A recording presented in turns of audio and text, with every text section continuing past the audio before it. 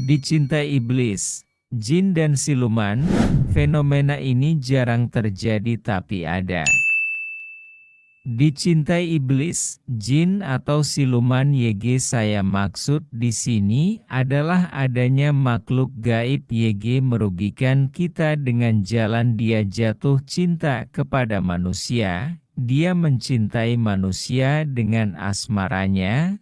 Efek yang ditimbulkan orang YG dicintai iblis ini ada dua kemungkinan. Yang pertama, dia sulit menikah. Yang kedua, bila sudah menikah dalam rumah tangganya kurang harmonis alias sering berantem karena hal dua sepele.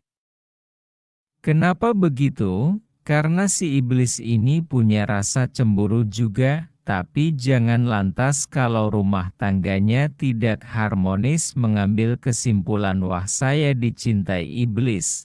Cermati segala permasalahan dulu, kalau ada unsur mistis selesaikan dengan mistis.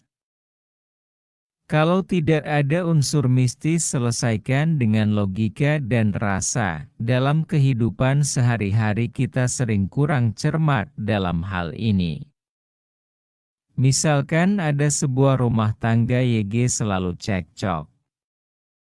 Berbagai saran dari orang-orang terdekat sudah dilaksanakan, yang saya maksud saran perbaikan rumah tangga dari segi logika saja tapi kedamaian tak kunjung didapatkan, tak tahunya dalam jiwa salah satu suami atau istri tersebut dikuasai iblis. Sebelum iblis ini lepas dari jiwanya 1000 nasihat YG bersifat logika sulit untuk mengubahnya.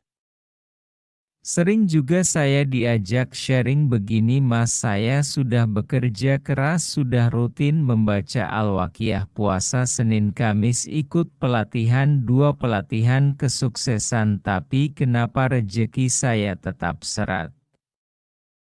Setelah dicermati ternyata ada kekuatan tak kasat mata menghalangi rezekinya.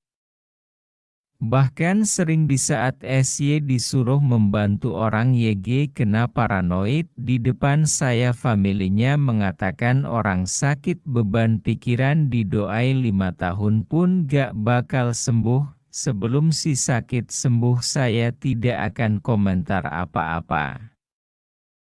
Setelah si sakit sembuh baru saya jelaskan akar masalahnya biar orang lain memahami ternyata ada kekuatan-kekuatan gaib YG tidak pernah kita sadari sebelumnya ikut campur dalam kehidupan kita. Begitu juga dalam kasus dicintai iblis ini, bila salah satu pihak curhat ke teman atau saudara kebanyakan YG diajak curhat mengambing hitamkan salah satu pihak. Dia mengatakan kurang ini dan itu.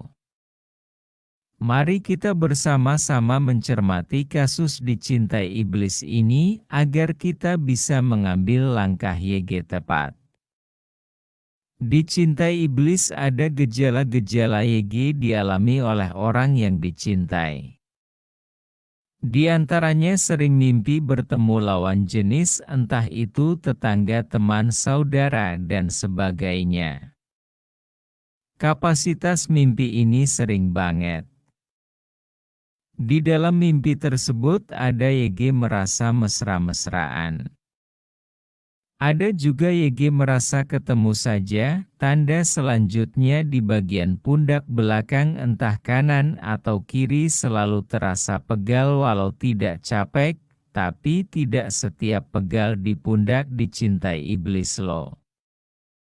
Bila mengalami hal-hal itu bagi yang sudah rumah tangga keluarganya kurang harmonis, misal si suami YG dicintai iblis, walaupun si suami ini sudah berusaha berbuat baik di mata istrinya tapi dia tetap disalahkan si istri, si suami ngajak ngobrol enak santai dengan istri pun ujung-ujungnya salah paham dan cekcok.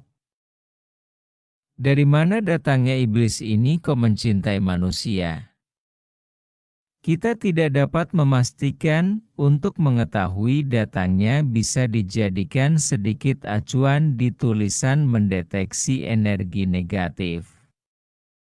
Silahkan Anda deteksi diri Anda secara mandiri dan simpulkan, untuk solusinya juga tergantung kita cermati dulu dari mana datangnya. Tapi untuk solusi secara umum insya Allah akan saya tulis berikutnya. Saya tuliskan kasus-kasus contoh untuk memudahkan memahami kasus ini. Ada seorang teman penulis menghamili cewek, sampai si cewek melahirkan.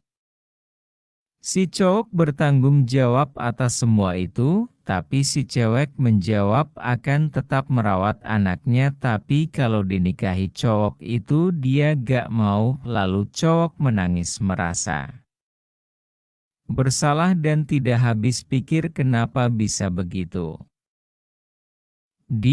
Katakan padanya bahwa dia dicintai iblis tapi si cowok tidak percaya. Beberapa tahun kemudian cowok ini pacaran dengan cewek lain, tapi ketika si cewek mau dinikahi dia pilih kabur. Begitu terus terulang berkali-kali, akhirnya cowok tersebut baru percaya bahwa ada unsur tak kasat mata mengganggu dirinya.